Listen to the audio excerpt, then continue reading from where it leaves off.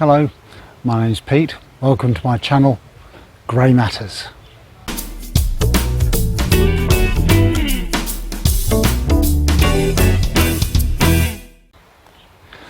Well, my last video I looked at the 5 things that I love about the lockdown, and I said I would do 5 things I hate about the lockdown for my next video, and this is it.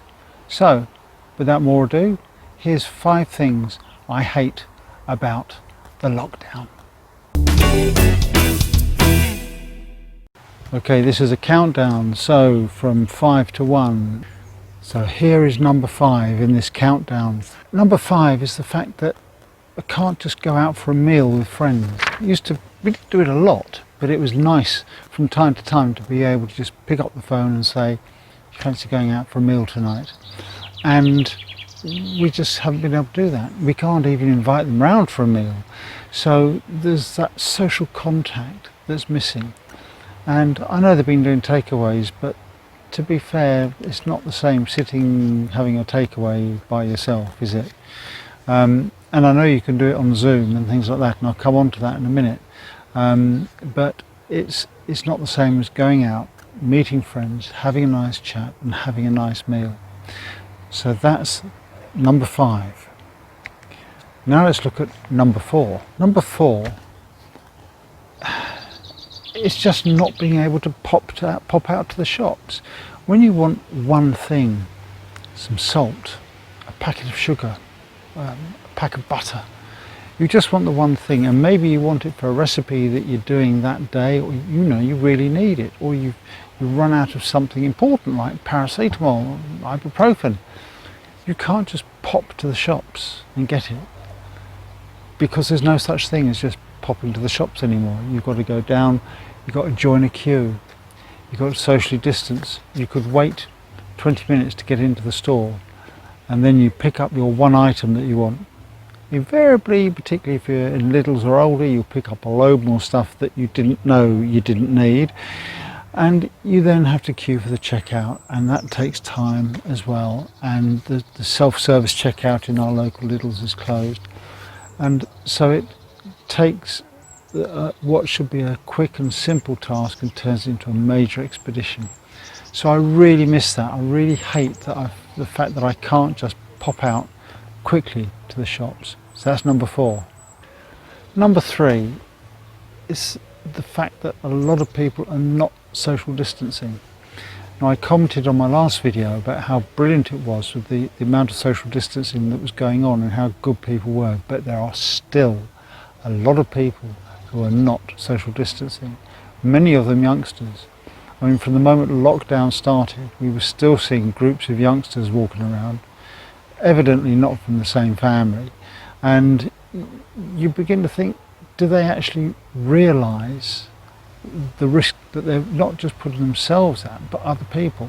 They seem to think they're invincible, and yet one of the first casualties of COVID in the UK was only 18 years old. So they are not invincible, and particularly at risk if they have underlying health conditions, which is possible some of them don't even know they've got. So, I really wish that they'd paid more attention, because it's not just the risk themselves, but they go home, they pass anything they might have picked up to their family, and then you may have elderly people within that family, or really young children, and the risk is huge, and they just don't seem to appreciate it. And then when the weather turned nice, suddenly the beaches were crowded with people not social distancing. Durdledore the other day was rammed, absolutely rammed, in Dorset, and the police had to be called, and someone was injured jumping off the rock, the cliff, into the sea. It was absolutely ludicrous. Compare that to Mersey Beach when we went down there a couple of weeks back, and there weren't many people there, and those that were really well social distancing, being very, very careful and cautious. So it really annoys me that these people are not social distancing and putting themselves and others at risk, including the NHS staff, who have enough to do. So that's number 3. Number 2, Number two is the fact we can't have impromptu get-togethers with friends. Now, with the easing of lockdown, they've just announced that you can have up to 6 people from no more than 2 families socialising, preferably in your back garden, and that's great. It starts tomorrow, and we've got friends coming around tomorrow for coffee, maybe wine, maybe lunch, we don't know. And that's the first time we've been able to do that in weeks, and I've really missed that. I've hated that about lockdown, that you can't just phone a friend and say, hey, why don't you pop on over, we've got some tapas on the go, or got some bread and olives and a glass of wine, why don't you pop over and join us. It's those little impromptu things. And we often used to have friends who would call in the afternoon, maybe for a quick cup of tea, and they'd stay till dinner, and we'd go out and get fish and chips, and we'd all sit around and have the fish and chips. And those impromptu things, you actually don't appreciate them until they're not there, until you can't do it, and then you think, oh, I really miss those little moments. So we're really going to enjoy tomorrow when our friends come around. I will capture some of it on film. They don't know it yet, but that'll go up in a later blog. So that's the second thing that I really hate about lockdown, is the lack of these impromptu meetings and gatherings with friends. Which brings us to number one, the number one thing I hate about lockdown. The number one thing I hate about lockdown is not being able to see and touch our family. Grandchildren we haven't seen in weeks in the flesh, and a couple of them are too young to understand really that you can't hug. They meet Nan and Grandad and socially distance from them, they can't come up for a hug. It's that contact that we miss and that we crave with all our grandchildren, and indeed with our own kids. We're quite a demonstrative family, and whenever we meet we're always hugging and kissing and stuff, and it's lovely, and we've been denied that for weeks and we miss that. And I mentioned earlier about Zoom, and the family for years have come round every other Sunday, and we've had a nice big Sunday lunch with the whole family, and they stay for the afternoon, and often we'll have a tea as well in the evening, and it's really important. It's good family time.